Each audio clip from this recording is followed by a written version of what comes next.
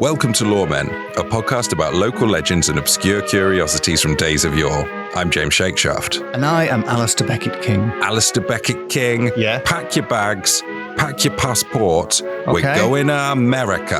The Big A. It's the Big A in California, eh? California, eh? America. We're going to hear about the Old Man of Monterey Bay. How old is he? How much of a man is he? Because some people think he's a giraffe. That's a hook, James. That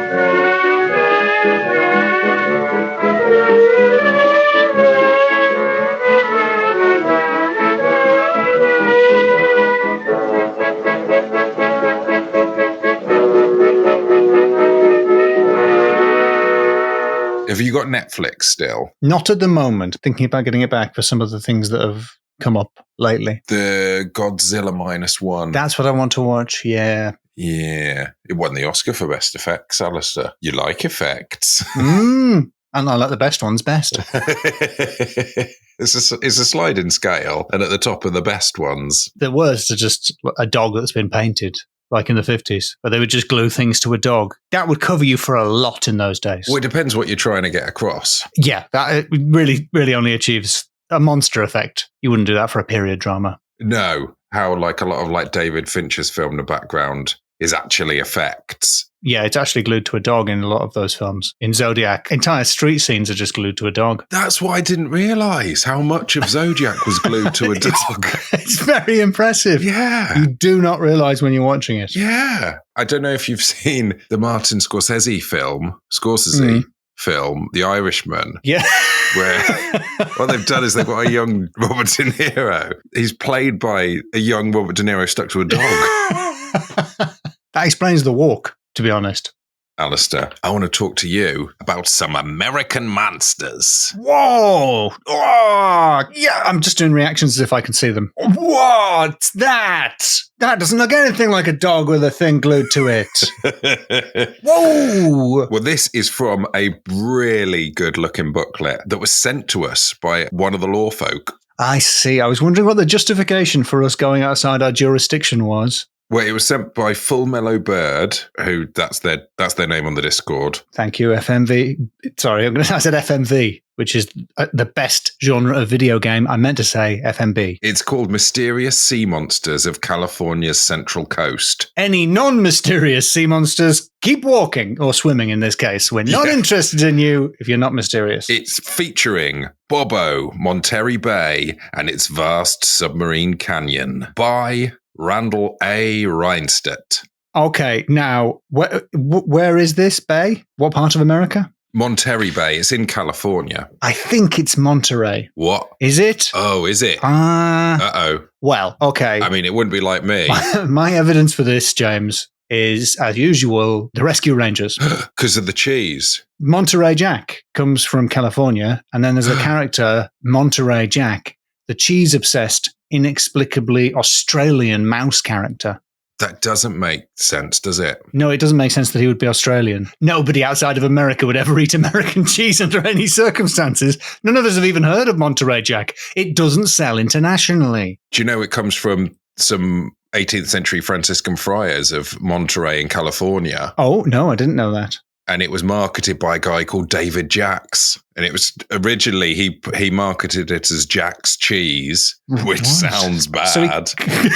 And then changed the name to Monterey Jacques. Jacques, you've given it a little sort of... I didn't mean to make it French. No.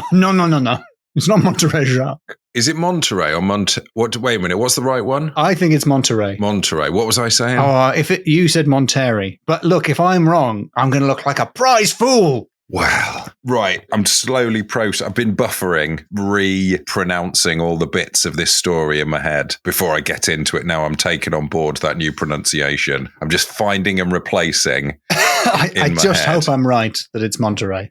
It is. I just looked I asked the lady, Monterey. Oh, was it an English voice? Yeah, but when it was slowed down. It sounded English. I trust it when it's an English voice. Monterey. My favourite thing is when you click on it and it's a really badly recorded guy from Leeds saying, Monterey. Where you go like, now I know how to pronounce it because that's a real person saying it. Whereas half of the pronunciation guides are just a robot going, Monterey Bay Monster. But what if that guy from Leeds is Chris Cantrell? I know I'm safe because he's from Bradford. That's true. Isn't that Leeds? Oh, Isn't Bradford the Salford to Leeds is Manchester? No, they're different cities. They are actually and in different places. What do you mean? Sorry, James, are you a Leeds truther? Yes, Leeds is a separate city. Is it far away? I mean, I don't know. I'm pretty sure they're right next to each other. Oh, I'm going to find out right now. Is Bradford the Croydon of Leeds? Because the airport's called Leeds Bradford. You and I both know how much they lie, how much airports lie about where they are. Yes. I mean, I'm sure I've complained about London Luton Airport. Right, Bradford is smaller than Leeds and quite near, but they are not the same place. No, they are not. They do they touch near Pudsey. I mean, everything is touching everything else in this goddamn world of ours, James. I think the Odeon Lux Leeds Bradford represents a cutoff. We'll never know. Unfortunately, I'm guessing no one will let us know in the comments. Well, I think we've alienated everyone from Leeds and Bradford now. Including Chris? Chris doesn't listen to this. What am I thinking about? But no, Alistair, leave those thoughts of Leeds/Bradford/Leeds Bradford behind because we're going to sunny California. California, I think it's pronounced. Yes, sorry, correct. Let me just check. Let me just Google. Yeah. California. Just checking the Leeds pronunciation website. Yep. California. California. California. That's how it's pronounced on Cantrell.com. The Old Man of Monterey Bay. Do you know where Monterey Bay is? In California. Yes. And I looked it up. So I'm speaking with more authority than I was just now about Bradford. It is. Do you know where San Francisco is? Northern California? Yeah. So you know America. We're starting broadly. The left side of America. Halfway down. How far? We're going into the Pacific? Am I in Hawaii? Am I stopping before the sea? No, go back to the land. Go back up. I'm backing up. Use two fingers to scroll. Okay. Oh, James, I've changed where north is and I'm really confused. I've spun it all around. I'm in 3. How am I in 3D? It's 3D America. Just don't drop the man in there. These are good effects. Wow. Okay, I can see San Francisco. It's like a bridge stuck to a dog. I'm there. That's perfect. Further down, there's like a little bit set away, a bay, you could say. What's south to cartography fans? South, some people might call that, for the experts. Well, compass truthers, as I call them. Yeah, down a bit. Down a bit on the map. Yeah, there's a little bit called Monterey Bay. And in there is a big old trench called the Monterey Trench. And it's up to, well, I think it gets as deep as 2,200 feet down there, which is a number of fathoms. Wow. What's that in metric? 2,200 feet. Oof. Let me have a look. 670 and a half meters. Meters? Yes. Okay, you paused a long time before you said the unit. So that's over half a kilometre deep. It's 366.66 recurring fathoms. Wow. In leagues? We got in trouble the last time we brought up leagues. We got in big trouble. It's 0.12 leagues. That's not very impressive. It's not many leagues. Yeah. And in there's all sorts of fish and some mystery fish. And according to some old-timey sailors, some salty sea dogs, that these are humans, though, not salty sea dogs with stuff stuck to them. No, human beings with dogs stuck to them. And there is one called the Old Man of Monterey Bay. And this is a fish? No. I'm sorry, I'm really confused. We don't know, James, a man isn't a cryptid. Well, an old man that swims in the sea. Because, spoiler alert, it swims in the sea. We're eating it now. Okay. Well, this old man has a long, thin, snake-like body. Okay. Although some people think it looks like a sea elephant. What's a sea elephant? I hear you cry. Yes, what's a sea elephant? Well, it's an elephant, but in the sea, as far as I can tell. Some said it was bull-like. Some likened its appearance to that of a crocodile, or a giraffe, or a horse, a serpent, or a duck. Sorry. What? A duck. There's a lot of different reports. A duck. Well, that's just one. We're not going to get into the duck one. We're going to mostly stick with the old man one. San Francisco is a city of eccentrics. I thoroughly believe that some old men from San Francisco swim in the sea. So I'm going to need hard evidence. What, are these old men reported as anywhere from 15 to 150 feet long? Again, I don't know them personally, James. I can't answer that. They're anything from 0.0008 leagues to 0.08 leagues long. I don't think you should measure the length of a man in leagues, James. It's confusing. According to some of Monterey's veteran sardine fishermen. Wait, veteran sardine fishermen or the fishermen of veteran sardines? Yeah, they'd say it's as long as a telephone pole, but much wider. It's just, I'm going to need to use my old salty sea dog voice as well. I'm going to base it on a character from Jaws, probably. One of my favourite ones. You've only seen Jaws recently, haven't you? I saw it a few years ago, but yes, I never watched it when I was a kid. I was too scared. You were right to be. It's pretty darn scary. There's a bunch of fishermen in that film. I don't know if you remember.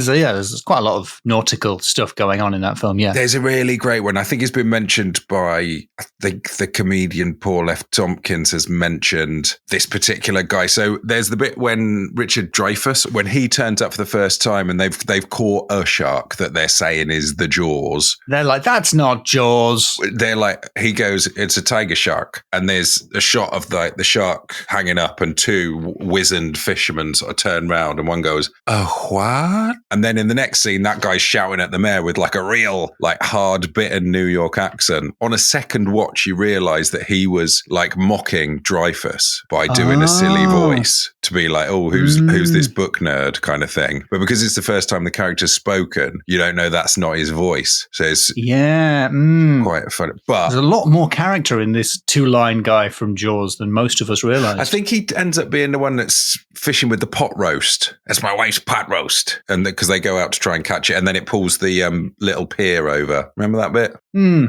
They just about get away with their lives. Did they get away with their pot roast? No, the pot roast is long gone. The pot roast's gone. Pot roast's a write-off. Absolute. Well, it's salted anyway by this point. Post-cooking, no thanks. All right. Well, I don't think his wife's going to be thrilled about that. No. But anyway, this guy's voice. Oh, what? So you're not doing his New York voice because, of course, we're on the West Coast. Yeah, because Jaws is New York, his isn't what? it? Oh, what? It was a very sharp tapered and had the smallest rudder fins for a body of such size that can be imagined. On the underside of the tail, there appeared to be vacuum cups similar to those of octopus tentacles. So, yeah. Oh, that's the entire quote. That's the tail. No, I mean, that's fine. It just that's the whole. Sorry, it just took about 45 minutes for you to explain how you decided on the voice. Oh, I'm just going to. I think I'm going to. There's quite a few quotes. So we'll do that for each of the quotes. We'll do a little inside the actor's studio about how you came up with the character. Yes, exactly. Great. Yes, great. For the Old Man of Monterey Bay. This is where your acting training pays off. Absolutely, pays off. Pays dividends, James. Big time. So, accounts of the startling human-like qualities of the head come from the Monterey fishermen of the 1920s, 30s, and 40s. Because this was peak time for viewing the Old Man of Monterey Bay. These guys are going to have plum accents. Absolutely. Fishermen of the 1920s. Old timers. Great Depression, etc. Mm-hmm. That's going to do something to the voice. So, it was spotted many times by crew members of Monterey's purse seiners or sardine boats. So, purse seiners, that is a word. Wow. There's two words for sardine boats. It was seen by the entire crew of a 12-man boat, which I'm guessing is 12 people saw it all at once. And they told how the creature would suddenly surface, give the dumbfounded fisherman what was described as a mournful look with its large, baleful eyes, and it would sort of stare at them, and it would rise up out of the water, sometimes up to a height of 12 feet on a big, long neck. So it's a massive neck with a human head at the end of it. Yeah. Ooh. They do say in Moby Dick that the eye of the whale is the frightening part. Do they? Traditionally. You must never look at a whale in the eye if you're a whaler, apparently. Why? That's how they get you. Because it means you're too You'll be near. stunned. You're frozen, petrified by the power of the gaze. Which, of course, in a whale hunting scenario is very dangerous. Yes. Because you need your wits about you. You do. You've got to have soft knees as well if you're on the seas. Otherwise, you'll just topple straight over. Soft knees? Well, if you're on a boat, if you're on a bucking boat that's being chopped around, you've got to keep your knees soft. Is that, yeah? Yeah. Is that a phrase? Sorry, I'm a landlubber, James. I'm not familiar with your nautical terminology. What do you mean keep your knees soft? Well, these are your sea legs, I'm guessing. Is that how you say get your sea legs, keep your knees soft? Keep your knees soft, yeah. Have you ever said that to anybody who works on boats? I think you've heard from earlier, Alistair, that given my command of the voice of people on boats, I'm very familiar with boats. Well, let's just go down to the harbour and have you talk to people about keeping your knees soft. Keep your knees soft, lads, you could say as they go up the gangplank. Oh, what? Oh, wait a minute. Hold on, Alice. Which one's the bigger one? Ships and boats? You can put a boat on a ship, but you can't put a ship on a boat? I believe so. A ship is the big one. Okay. Similar with spoons as well. It's how you remember the difference between a dessert spoon and a tablespoon. You could put a dessert on a table. A dessert on a table. You can't put a table on a dessert. Of course not, unless something's gone badly wrong. You could put a tea on a dessert. I don't know. You could probably put dessert in your tea.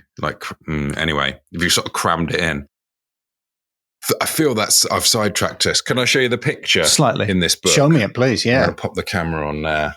There he is. Look at those eyes. Oh, mm-hmm. Yeah. The frightening beast had a very old man's or monkey's face with eyes twice the diameter of breakfast buns. Exactly. That old standard of measurement. Yeah. The breakfast bun. It's double the breakfast bun, which, let me just see what that is in leagues. That's going to be about the size of one's stotty cake. You reckon? One stotty cake, I think. A breakfast bun, I'm guessing that's a tea cake. Oh, okay. And I don't know what. No, a breakfast bun is a small, that's like a roll. Your standard roll, I'd say. Yes. Or a scone in English. Scone size, A scone? Okay. Yeah. Just a little one, not like a bap. I mean, we're a northerner and a southerner attempting to communicate exclusively via the medium of bread rolls. This is not going to go well. It's impossible. No, like George Bernard Shaw said, no one can describe a bun to anyone else without immediately making an enemy. Is that what he said? Pretty certain. He said something like that, except he would have said it in George Bernard Shaw's voice. So he would have said, no one can describe a bun to anyone else. Google how we talked. It was very weird. Was it really like that? It was really high-pitched and a sort of sing-song kind of voice. Because early recordings didn't have bass. They didn't have any. Yeah, no, he probably sounded like Barry White in real life, but in the recordings, he comes out very high-pitched and sing-song. Wow. Right, so what happened to these guys in 1938, this was, recorded in the Monterey Peninsula Herald, which boasted the headline, Old Man of Bay back on top. Weird monster sighted again. Americans are so competitive. He's back on top. Everything's a competition. Even among sea creatures. It's like, he made it. Number one. Against whom? It doesn't matter. He's back on top. Back on top. Although, as we'll learn later, there are quite a few different sea monsters in this bit of water. But I don't think they were like waging a war in the tabloids for column inches. Tell you what, James, you might not agree with him, but we're all talking about it, aren't we? That is true. Yeah, Yeah? Mm-hmm. Yeah, you don't have to agree with him, but we're talking about it. Absolutely. So on this Sina or sardine boat, the Dante Alighieri, I've got no idea if that's pronounced right. So imagine a boat 75 minutes out of Monterey, passing over the deepest part of the bay's canyon when the crew spotted what appeared to be a huge white human face. And the man shouted for his shipmates to look. And in a matter of seconds, the entire crew stood gawking at the 4-foot wide face. 4 feet wide. Could you put that in bun terms, please? Oh, that is a big breakfast. It's about 12, maybe 12 buns. I'd say it's probably the width of about... If you imagine a foot-long sub, it's probably about the width of 4 of them. Got 4 of those. Wow. Okay. Now you've put a human face on it. Well, no, not for me, because possibly a monkey's face. Because of the earlier conversations, I'm just imagining that picture of the sausage dog in the bun running around looking really happy. So, here we got a different unit of measurement now because the boat drifted to within, I quote, boat hook distance of the creature. A key nautical distance, the distance of the boat hook. Yes, but I don't know what that is. Because as it is becoming more apparent, I'm not a sailing man, but its eyes were closing. It looked like it was having a little nap. And then as the boat drifted closer still, the man-like monster awoke with a snort and flashed coal black eyes at the crew. Again, you got to watch out for the eyes. I said, didn't I? Yeah. The creature snorted and dug its two fins into the water as it rolled over and dived. And then the crew, they were obviously quite startled by this. And it says that they made the captain promise to get a camera and keep it on board. Well, that's how I feel about a lot of the people in our stories. Yeah. Well, it turns out that they should get a camera and photograph some of these things. I'd forgotten that cameras existed at this time. The captain is a veteran of 3 sightings. So he's seen it 3 times before and he's sort of thought, I could probably take a picture of that. It is a bit weird. Get a cameraman. Keep your knees wobbly. And get a camera. Keep them soft. And that's going to act as stabilization for the camera. It's sort of like a rudimentary thing that Kubrick invented, Steadicam. Yeah. It's sort of this nature's Steadicam, soft knees. Just to be clear, we know Kubrick didn't invent that. Don't tell us. No need to email us to say that Kubrick didn't invent And Steadicam. also, he had to change the end of The Shining because the technology wasn't there to glue hedge maze beasts onto a dog. The voice you're doing, I've realised who it reminds me of. It's the guy from Twin Peaks who was in all of David Lynch's films. The fisherman from Twin Peaks. Is he a fisherman? There was a fish in the percolator. There was a fish in the percolator. So this man, the best overall description of the frightening beast was provided by the crew member who made the original sighting. And this man was quoted in the Herald as saying the creature had a very old man's or monkey's face with eyes twice the diameter of breakfast buns and a mouth like a crescent moon. Barnacles were all over the head and all along the black body. Folds of white skin hung beneath the neck. The body was as big around as a pickup truck. It must have weighed maybe 8 or 9 tons. Wow. Ooh-wee. That's another unit of measurement there, the pickup truck. Yeah, the same size as a pickup truck. Massive. It sounds a lot like a big seal, but wow. And I mean, this convinced quite a lot of people. In fact, the reporter Windsor Jocelyn. Wait a minute, I've just realised that's like a pun, isn't it? Is that his real name? Yeah, the Windsor Jocelyn. Oh, you're going out fishing tonight, Windsor Jocelyn. Monterey has its own sea monster right here in its own front yard. But in this case, the front yard is the sea. The sea, yeah. Yes. The ultimate front yard. Yes. A country's front yard. If it's not landlocked, in which case the country's front yard is another country. So yeah, as I say, Bobo or Bobo has been compared to many other animals. Is that the name they've given to this one? Bobo? Bobo, yes. And I'm going to tell you why. Okay. So there's a bunch of crocodile-like sightings, but those were always reported from people on the shore. And most of these took place in the late 1940s. And they said the creature was extremely long, about 4 feet in diameter and multi-humped. And the serpent-like head was kind of flat with eyes like a crocodile. And the teeth were V-shaped in an even line like a saw. So this is sort of, rather than what I showed you, which was like a human face on the back of a head, this is like if you saw the side of it. Yeah, that's clearly a different creature, surely. I think it's a different creature. Do they have crocodiles in that area? It couldn't just be a crocodile? I don't know. Too big to be a crocodile? A saltwater croc. Or a log? I think people would have mentioned a saltwater croc. They're very dangerous. In the 30s, a 14-year-old... 14-year-old in his 30s? Yeah. That's what I was like, reading the Financial Times, smoking a pipe. So the lad was walking home along the railway tracks, just like in the film Stand By Me. The lad was shocked to see a long, slender neck topped by a giraffe-like head rise out of the water. It looked from side to side, apparently satisfied or perhaps terrified at what it saw. The giraffe-like giant almost immediately dropped its head back into the water. And while this was taking place, the shocked teenager managed to regain his voice and shout for his friends to look. Will you look? Is what I imagine he said. all they saw was churned up water as the creature swam away with terrific speed. They just missed it. That's frustrating. So it says the neck appeared to be tapered and it rose and fell as if it was sort of levered. It says here, similar to the way a man's arm would bend towards his body from the elbow, with the fist acting as the head. That's not at all how I would imagine a sea monster's neck bending. No. In the middle, like an elbow. Yeah. Very confusing. But do you want to know why it's called Bobo? Yes, please. So in the 1920s, a Portuguese fisherman was spotted frantically rowing back into the bay.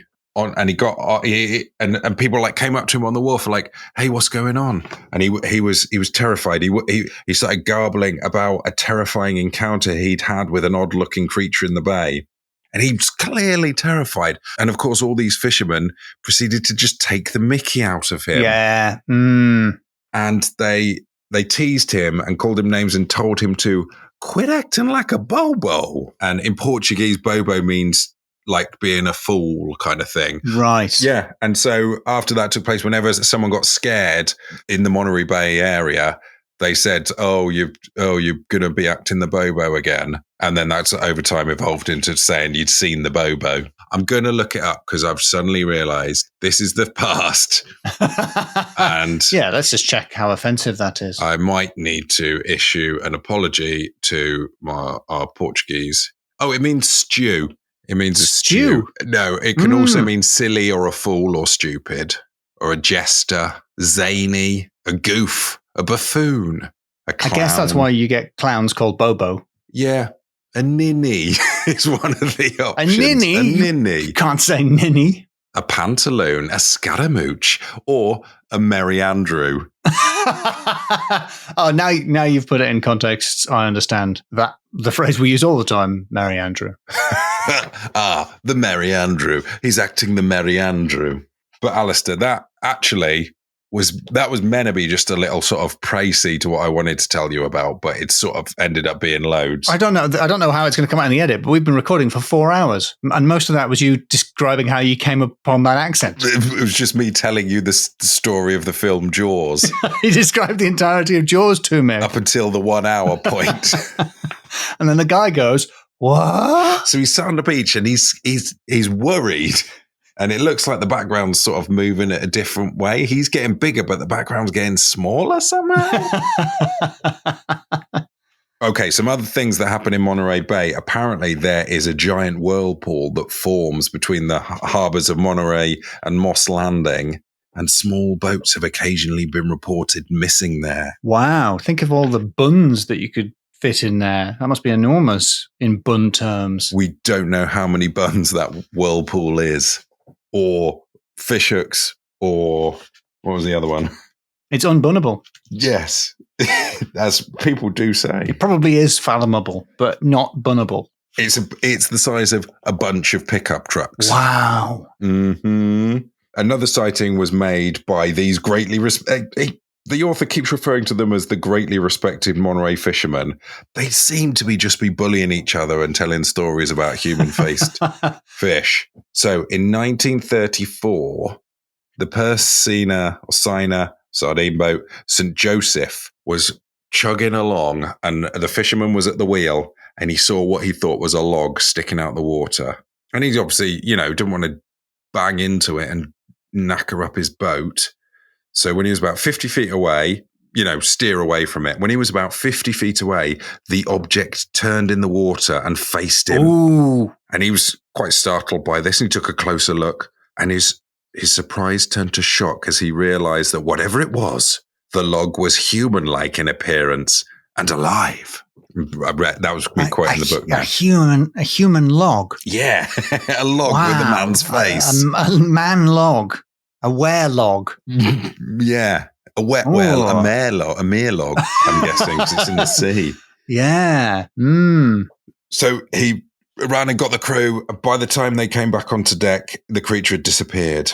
Now, as it says here, this sounds like your classic Bobo sighting. I was going to say that sounds like Bobo, yeah. He sounds like he's acting the Merry Andrew. But what sets this story apart is the fisherman's startling answer when the author asked him whether the creature had hair. And after thinking for a moment, he replied in the affirmative, saying, "It had reddish-colored hair that hung straight down." And over the years, the author had heard several reports of red-headed sea beasts. Oh, the ginger merlog. Yes, a ginger merlog. / werelog. / Merry Andrew.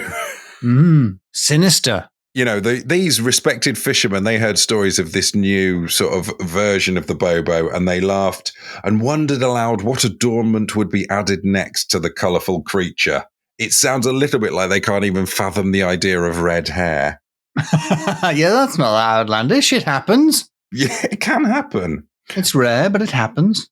But as the author says, perhaps most important is information indicating that red-headed sea monsters have been reported for as long as man can remember. And it seems that these beasts might inhabit Monterey Bay. But, Alistair, get your search engine of choice up. Okay. And what you want to look up is... Just cracking my knuckles here. Yep, ready to go. Okay. Just doing that neck thing where you crack your neck if you're a tough guy in a film. Look up the ribbon fish or the oarfish. Oh, he's got a face on him. He has, but what else has he got? He's got hair. He's got red hair. He's got a red mohawk all the way down his long, long back.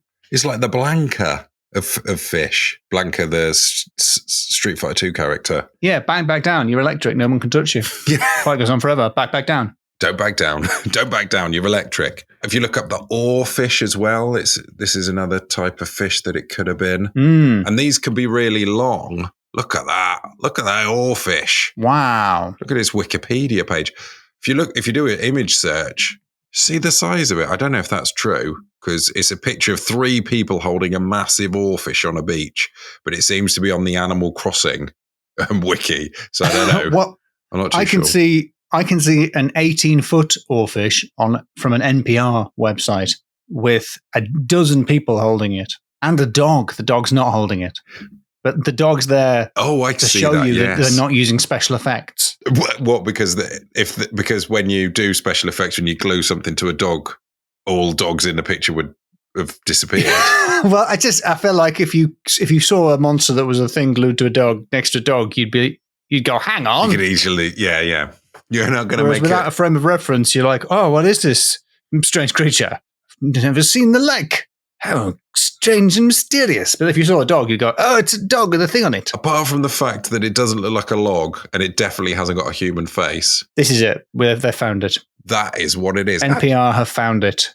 The woke NPR have ruined yet another person's fun. Or in this case, they've ruined the fun of the respected fishermen of Monterey Bay. It's also known as the King of Destruction. NPR is? Or the oarfish. The oarfish, the King of Destruction. Yeah, that might just be on Animal Crossing for some reason. James, why is Animal Crossing I don't know why that is. That's my new search engine. Why is Animal Crossing your resource of choice for this? Not everything has to be channeled through King of Herrings. Oh, wait, I think that's an album. But still. Have you seen the picture of the Navy SEALs holding a 23-foot that washed up in San Diego? I haven't. Are the Navy SEALs humans or are they seals? They could be seals with something stuck to them, but no, I think they are humans. So this massive thing, although its eyes are quite starey, I wouldn't describe its face as being particularly human, unless you only know really odd-looking people. These fishermen, they spend a lot of time at sea, don't they? Yeah, they might have forgotten what people look like. That's true. That's very true.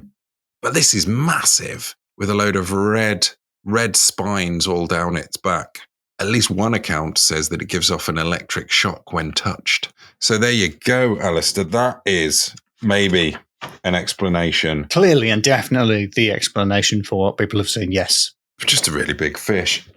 So there you go, Alistair. Those are the sea monsters of Monterey Bay. Wow. It's like Liam Neeson says in the beloved film The Phantom Menace. Oh, yeah. There's always a bigger fish.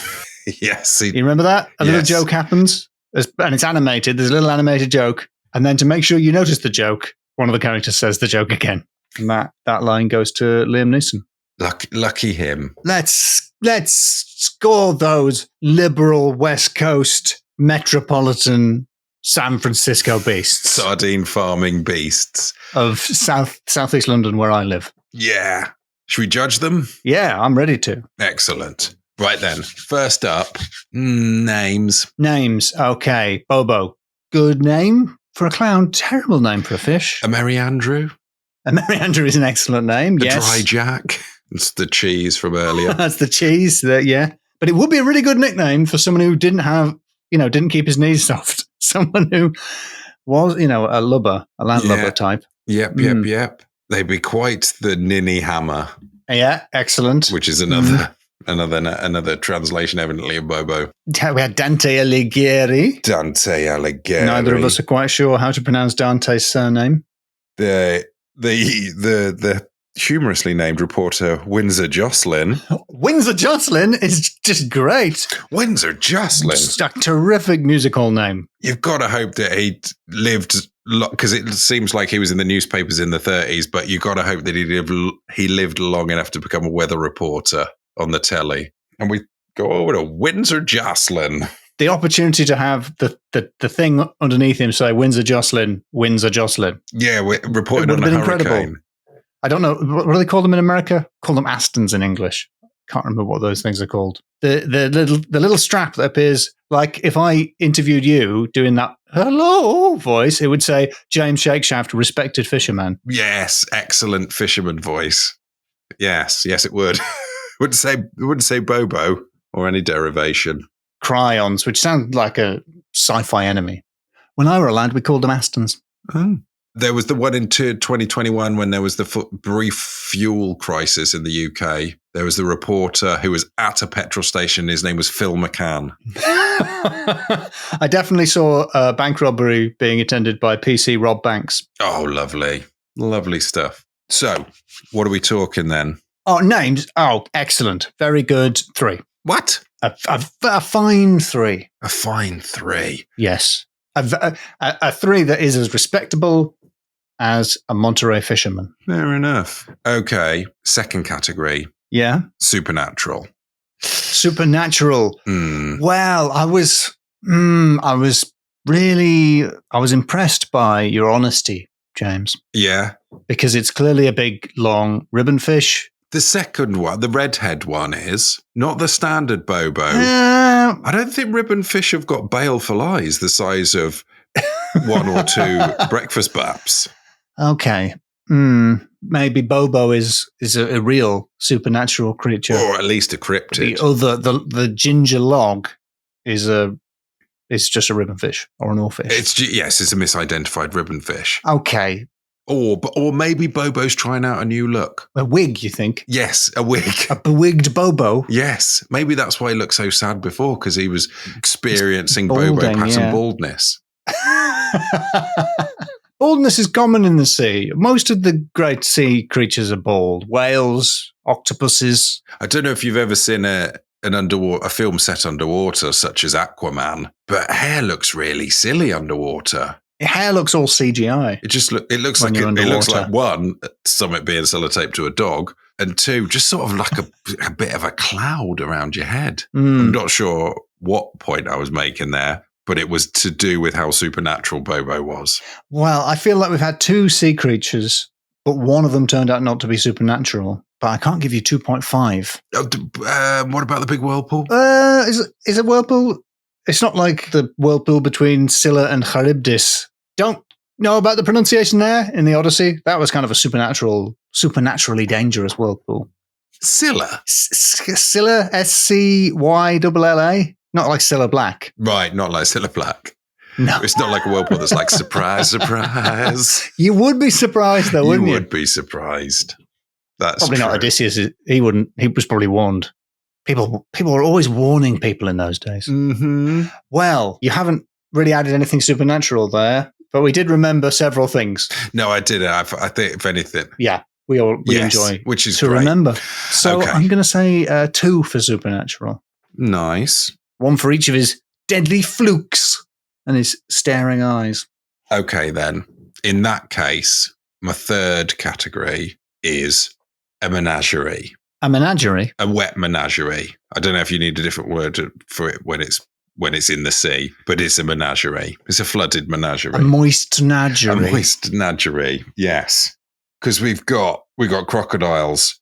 Some people said it was bull-like. We've got that giraffe. We've got the human, the most dangerous of all the game. Elephant. Didn't even get into that. Horse. The bun. Yep. And a duck. And I forgot about a duck. You just saw a duck. Yeah. No, that's not going to impress a fisherman. No. You saw a duck. That's not unusual. I mean, but what a bunch of animals right there. What a bunch of wet animals.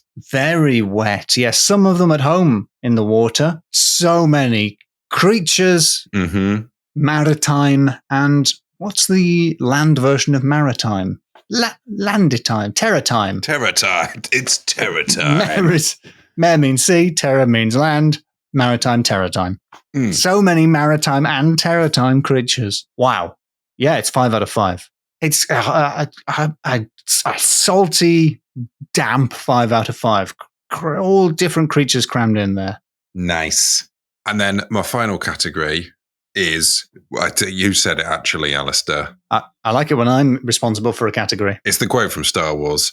There's always a bigger fish. Yes, but say it in Liam Neeson's voice. There's always a bigger fish. You say it as Liam Neeson playing a respectable fisherman. There's always a bigger fish. That's just like he's in the room. I have a specific set of skills. Are they mostly fishing related? Yes.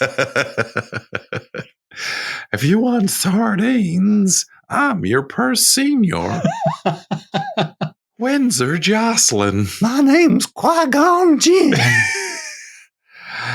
I wish there were any quotable lines from him from those films. Yeah. Just Googling Liam Neeson films. Here we go. We're bound to create some natural off-the-cuff banter here. Liam Neeson films. I've inadvertently Googled Qui-Gon Jinn. Yeah, that was when he had a Republic of Irish accent. Oh, is that not when he went undercover? He taught old Ben Kenobi everything he knows to once again have a sort of vague stab at some of your stand-up from the past. My name's Michael Collins. Probably his most famous and most popular film. Michael Collins, directed by, what's his name? Off of Your Vampires. Neil Jordan, that's it. Oh, yeah. Yeah, he directed Michael Collins. Be mindful of the Force. He's in Men in Black International. Anyway, what was the category was? There's always a bigger fish. Yes. Logic would dictate that eventually we would reach the largest fish. That's the point. In a finite universe. But perhaps the universe is infinite. And if so, then that must be true. There must always be a bigger fish, which means I have to give you infinity out of 5. Whoa. I don't know. Is it possible? I don't know. Does the score system allow that? Infinity out of 5? We can round it down to a 5 if you want. If we are limited. Leave it up to the nerds who have that spreadsheet. Yeah, if we are limited to not be able to put infinity, which is just an 8 that's fallen over. It's just a lazy 8. It's just 8 that's tried to look up to see how big infinity is, and then it fell on its back. Oh, it's big. How many buns would that be? Loads. More buns than you can imagine. Well, it looks like 2 breakfast buns, doesn't it, in a way? Yeah, all right, I'll take that. I'll take infinity. Thanks. So there you have it. He wasn't a man, was he? I just wanted to tell you about a red-headed monster that I'd heard of because... Oh, yeah, we all know each other. Yeah. Yes, exactly. Well, thanks. It's a good story. There's quite a lot of extra content, which you will gain access to when you join us at patreon.com/LoremenPod. Where you'll also get access to the Lore Folk Discord, where you can chat with like-minded lore folks. And thank you very much to those lore folks for your ongoing support. Thank you to you, the listener, for listening. And thanks for giving us a rating of 5 stars. I'm preempting you there. Yeah, thank you for that, actually. Thank you. And thank you very much, Joe, for editing. And thanks, let's just say thanks to all the sea monsters. Thanks, Bobo. Yeah. Thank you. Thank you, Mr. Bo. I remembered as well what category I want to put in, which was units of measurement, because we had the full gamut from breakfast bun to pickup truck via fish hook. Yep. But that's how Fahrenheit works. It's the freezing temperature of a breakfast bun and the boiling temperature of a pickup truck. Yep. And the Goldilocks temperature is fish hook size. That might be a post-credits little bit. I think that might be, yes.